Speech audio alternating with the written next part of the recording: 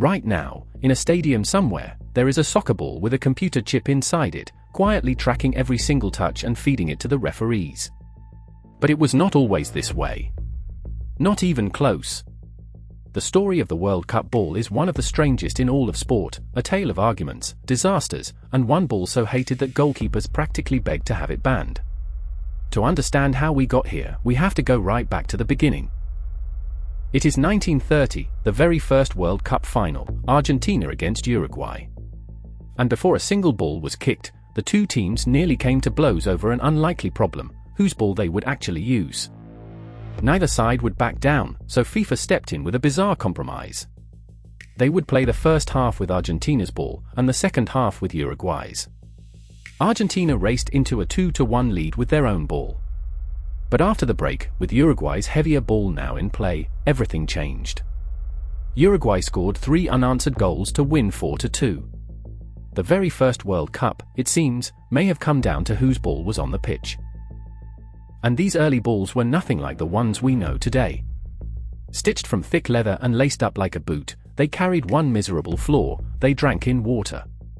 On a wet afternoon, the ball grew heavier with every passing minute, until heading it felt like heading a brick, and could genuinely leave a player concussed. Everything changed in 1970, when Adidas unveiled the Telstar. 32 black and white panels, designed that way for one clever reason, so that fans could finally follow the ball on their black and white televisions. It worked so beautifully that the design outlived the very technology it was made for, and went on to become the most recognizable ball on Earth. In fact, when you picture a soccer ball in your mind right now, you are almost certainly picturing the Telstar. By 2010, Adidas set out to build the perfect ball, and they called it the jabulani. With just 8 molded panels, it was the most aerodynamic football ever made. And it was a complete disaster. Goalkeepers were furious.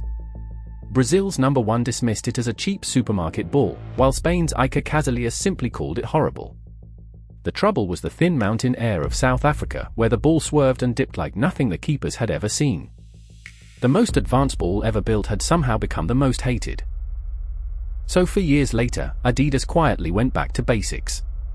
The brazuca, with its stable 6-panel design, behaved exactly as a ball should, and at last the complaints fell silent. The lesson was a simple one: never try to outsmart the game.